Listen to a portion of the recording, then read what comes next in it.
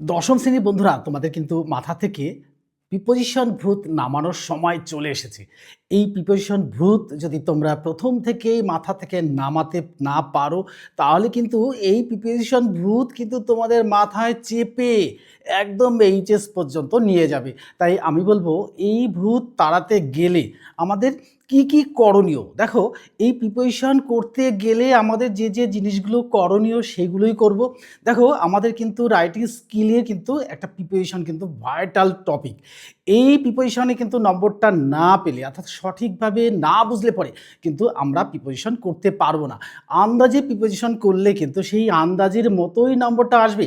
তাই আমি বলবো যে আর আন্দাজে করার সময় নেই, এই প্রিপোজিশন ভূতটাকে কিন্তু মাথা থেকে নামাতে হবে। আর এই আন্দাজের করার এই নিয়মটা পাল্টে ফেলতে হবে। এই নিয়মটা পাল্টাতে গেলে আমাদের কি করণীয় সেটাই করতে হবে। অর্থাৎ সেগুলো করার সাথে সাথেই কিন্তু আমাদের মাথা থেকে প্রিপোজিশন ভূত কিন্তু নেমে যাবে। দেখো, এই গ্রামাটিক্যাল পার্টে কিন্তু প্রিপোজিশন একটা ভাইটাল টপিক। এই টপিকটা ঠিকঠাকভাবে যদি আমরা প্রথম থেকেই জানি, তাহলে কিন্তু আমরা 9 থেকে 10-এ উঠেছি। 10-এ উঠেও কিন্তু আমাদের শান্তি নেই। অর্থাৎ এই প্রিপোজিশন ভূত কিন্তু 10-এও থাকবে, 11-তেও থাকবে, 12 ক্লাসেও থাকবে।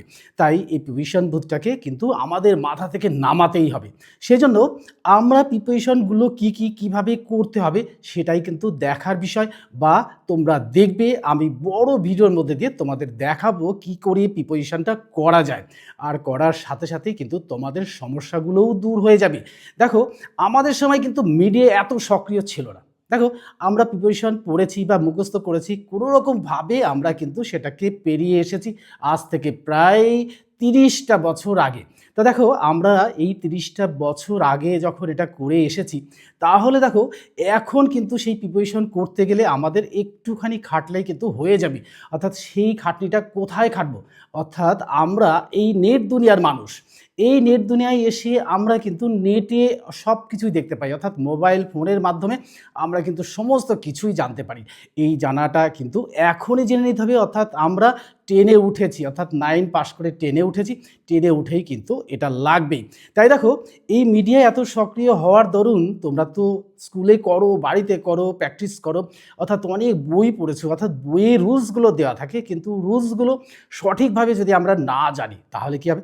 তাহলে কিন্তু আমাদের প্রিপোজিশনটা জানা হবে না। অর্থাৎ প্রিপোজিশনটাকে সঠিকভাবে জানতে গেলে কিন্তু এই ভিডিওটা দেখতেই হবে। আর এই ভিডিওর মধ্যে দিয়ে কিন্তু তোমরা জানতে পারবে যে এই প্রিপোজিশন ভূতটাকে কোন ওষুধে সারানো যাবে, অর্থাৎ কোন ওষুধে তাকে দূর করা যাবে।